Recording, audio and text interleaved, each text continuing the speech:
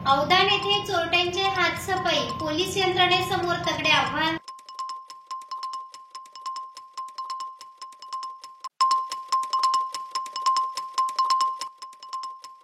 दोंडाईच्या बस स्थानक येथील चोरी प्रकरणाचा धुळे एलसीबीने लावला छडा, महिलेचा अटक.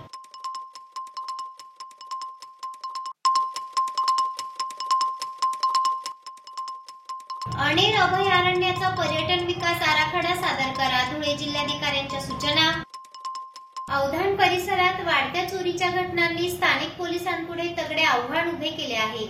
एमआयडीसी परिसरातील काही व्यापारी प्रतिष्ठापनामध्ये अज्ञात चोरट्यांनी हातसफाई केली आहे. चोरटे सीसीटीव्ही कैद झाले असून मोहाडी पोलिसांनी घटनास्थळी धाव घेतली आहे. धुळे शहर अवधान परिसरातील हॉटेल मानस समोर पप्पू मोरे, मुकेश शेठ मोरे यांची सद्गुरू प्लाय अँड डोअर्स दरवाजा बनवण्याची फॅक्टरी असून येथे रात्री अज्ञात चोरट्यांनी संधी साधत मागील भागातील पत्रा उचकवून आत शिरकाव करीत गल्ल्यातील 1000 ते 1500 रुपये लंपास केले आहेत.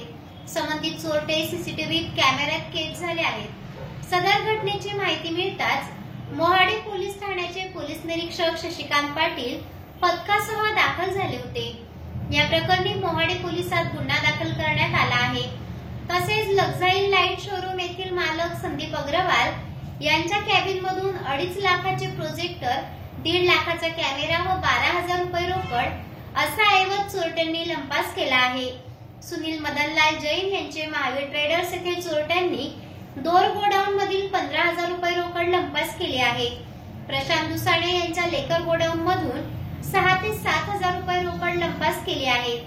दरम्यान वाढत्या चोरीच्या घटनांनी स्थानिक पोलिसांसमोर तगडे आव्हान उभे केले असून रात्रीची गस्त वाढवीत चोरीच्या घटना रोखण्यासाठी विशेष उपाययोजना करण्याची आवश्यकता असल्याची मागणी नागरिकांमधून होत आहे. काल दिनांक 13 फेब्रुवारी रोजी रात्री 2:30 ते 3 वाजेच्या दरम्यान मागून 2 अज्ञात चोर आले.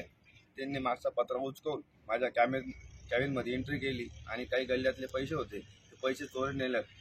मी पोलीस स्टेशनला फोन केला. पोलीस स्टेशन साहेब आले, शशिकांत साहेब पाटील, त्यांनी पाहणी केलेली आहे आणि चोरांना ते पकडतील आमचं आश्वासन आम्हाला दिले. त्यांनी परिसरात चोऱ्या होत आहेत. त्या चोऱ्या होऊ नये, आम्हाला व्यापारी लोकांना सर्वेक्षण मिळावं, रात्री पेट्रोलची गाडी कंटिन्यू फिरत असावी ही नम्र विनंती. तुम्ही प्लायवूडवर सांगा. आणि सद्गुरू प्लाय, एमआयडीसी, अवधान, धुळे. दोंडाईच्या बस स्थानकावरील महिला प्रवाशांकडील सोने चोरी प्रकरणाचा छडा स्थानिक गुन्हे अन्वेषण विभागाने लावला आहे. चोरी प्रकरणी उषाबाई नारायण रक्षे या महिलेस अटक करण्यात आली असून तिच्याकडून चोरीचा मुद्देमाल हस्तगत करण्यात आला आहे. शिरपूर अहिल्यानगर येथील रहिवासी असलेले श्री रजेसिंग बंडूसिंग राजपूत हे पत्नीसह दिनांक 6 फेब्रुवारी रोजी दोंडाईच्या बस स्थानक येथून शिरपूरकडे प्रवास करीत होते. या दरम्यान त्यांच्या पत्नीकडे बॅगेत असलेल्या सोन्याचा गोफ अज्ञातांनी चोरून नेला होता. 74,000 रुपये किमतीचा 2 तोळे सोन्याचा गोफ चोरी प्रकरणी दोंडाईच्या पोलिसात गुन्हा दाखल करण्यात आला होता. धुळे स्थानिक गुन्हे अन्वेषण विभागाचे पोलीस निरीक्षक श्रीराम पवार यांनी या प्रकरणी तपासाची चक्रे वेगवान करीत चोरी प्रकरणाचा छडा लावला आहे. गोपनीय माहितीच्या आधारे चोरी प्रकरणी उषाबाई नारायण राक्षे वय 52 राहणार नुरानगर, देवपूर, धुळे या महिलेस अटक करण्यात आली आहे. तिच्याकडून 37,000 रुपये किमतीचा सोन्याचा गोफ अर्धवट तुटलेल्या स्थितीत हस्तगत करण्यात आला आहे.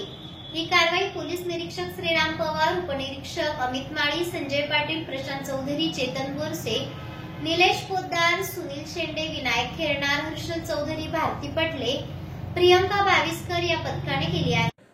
दिनांक 6 फेब्रुवारी रोजी दोंडाईच्या बस स्थानका इथून रजेसिंग बंडूसिंग राजपूत व त्यांच्या पत्नी या दोंडाईच्या बस स्थानकावर आल्या असताना रजेसिंग बंडूसिंग राजपूत यांच्या पत्नी यांच्या गळ्यातील 2 तोळ्याचे सोन्याचा गोफ हा त्यांना मिळून आला नाही.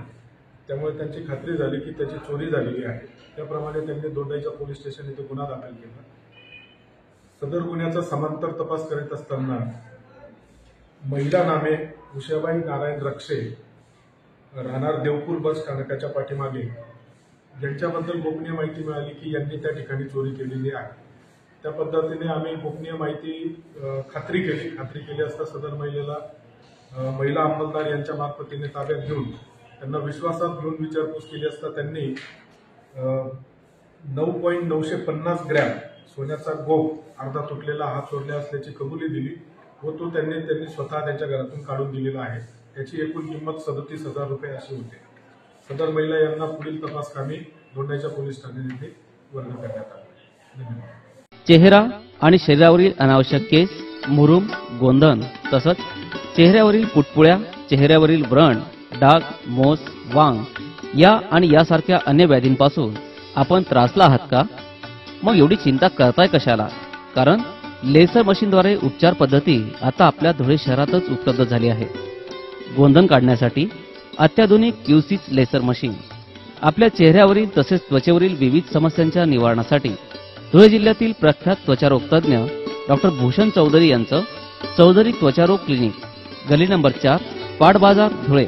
फोन 235 570. शिरपूर तालुक्यातील अणेर अभयारण्याचा पर्यटन विकास आराखड्याअंतर्गत विकास करण्यासाठी बाबनिहाय आराखडा सादर करावा अशा सूचना जिल्हाधिकारी जितेंद्र पापळकर यांनी संबंधित विभागास दिल्या आहेत. जिल्हाधिकारी श्री पापळकर यांनी गुरुवारी अणेर डॅम अभयारण्य येथे भेट देऊन तेथील परिसराची पाहणी केली आहे. राज्यात व जिल्ह्यात पर्यटन विकासाला प्राधान्य दिले जात असून पर्यटनाच्या माध्यमातून आर्थिक विकासाचे ध्येय साध्य करणे, त्याचबरोबर नागरिकांना चांगल्या पर्यटनाच्या सोयी सुविधा स्थानिक पातळीवरच उपलब्ध होण्याबरोबरच स्थानिक पातळीवर रोजगार उपलब्ध करणे यास शासनाचे प्राधान्य आहे. या माध्यमातून जिल्हाधिकारी प्रमुख पर्यटन स्थळांच्या विकासाला प्राधान्य देण्याच्या सूचना पालकमंत्री जयकुमार रावल यांनी नुकत्याच झालेल्या बैठकीत दिल्या आहेत. या पार्श्वभूमीवर अणेर डॅम हे जिल्ह्यातील उत्कृष्ट पर्यटन स्थळ ठरणार असल्याने या ठिकाणाचा विकास पर्यटन विकास आराखड्याअंतर्गत करण्याचे निश्चित करण्यात आले आहे. त्यानुसार जिल्हाधिकारी श्री पापळकर यांनी या स्थळाची पाहणी करून या ठिकाणी पर्यटकांसाठी पॅगोडा, टेहळणी टॉवर, टेंट हाऊस, बोटिंग तसेच ऍडव्हेंचर स्पोर्ट्स आणि ट्रेकिंग आदी सुविधा उपलब्ध होण्याबाबत सूचना दिल्यात असून या सर्व बाबींचा सविस्तर विकास आराखडा तयार करून सादर करण्याच्या सूचना वन्यजीव विभागास दिल्या आहेत. त्याचबरोबर या ठिकाणी असलेल्या चमेली विश्रामगृहाची दुरुस्ती करण्यासोबतच या परिसरात देशी प्रजातीचे वृक्ष व बांबू लागवडीच्या सूचना दिल्या.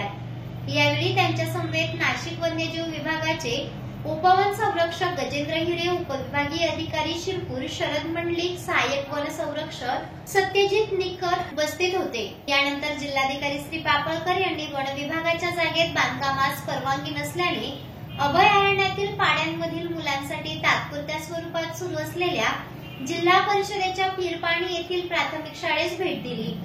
यावेळी त्यांनी शाळेतील मुलांच्या बेंचवर बसून मुलांशी संवाद साधला. शाळेतील मुलांसोबत अभ्यासक्रमाबाबत उजळणीही घेऊन मुलांकडून शब्दांचे वाचन करून घेतले. तसेच या मुलांना दिली जाणारी भोजनाची तपासणी करून भोजन बनविण्याची जागा आदींची पाहणी केली. मुलांच्या व शिक्षकांच्या अडचणी जाणून घेतल्या. या मुलांना आवश्यक त्या सोयी सुविधा नियमितपणे मिळतील याची दक्षता घेण्याच्या सूचनाही त्यांनी संबंधितांना केल्या. यावेळी वन विभागाने बांधलेल्या रूममध्ये लवकरच डिजिटल शाळा तयार करून या मुलांसाठी उपलब्ध करून देण्याबाबत आवश्यक ती कार्यवाही करण्यात